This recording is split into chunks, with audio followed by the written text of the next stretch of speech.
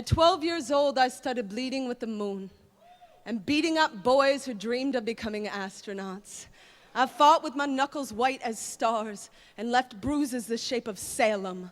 There are things we know by heart and things we don't.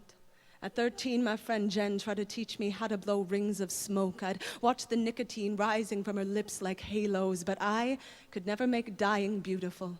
The sky didn't fill with colors the night I convinced myself veins are kite strings you can only cut free. I suppose I love this life. In spite of my clenched fists, I opened my palm and my lifelines look like branches from an aspen tree, and there were songbirds perched on the tips of my fingers, and I wonder if Beethoven held his breath the first time his fingers touched the keys, the same way a soldier holds his breath the first time his finger clicks the trigger. We all have different reasons for forgetting to breathe. But my lungs remember the day my mother took my hand and placed it on her belly and told me the symphony beneath was my baby sister's heartbeat, and I knew life would tremble like the first tear on a prison guard's hardened cheek, like a prayer on a dying man's lips, like a vet holding a full bottle of whiskey, like an empty gun in a war zone. Just take me. Just take me. Sometimes the scales themselves weigh far too much. The heaviness of forever balancing blue sky with red blood. We were all born on days when too many people died in terrible ways. But you still have to call it a birthday, y'all.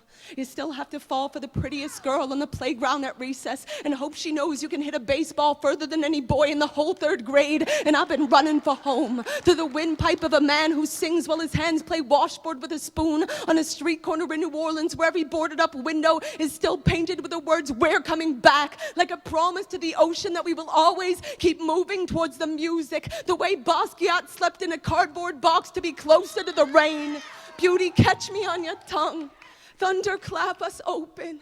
The pupils in our eyes were not born to hide beneath their desks. Tonight, lay me down to rest in the Arizona desert, then wake me washing the feet of pregnant women who climbed across the border with their bellies aimed towards the sun. I know 1,000 things louder than a soldier's gun. I know the heartbeat of his mother.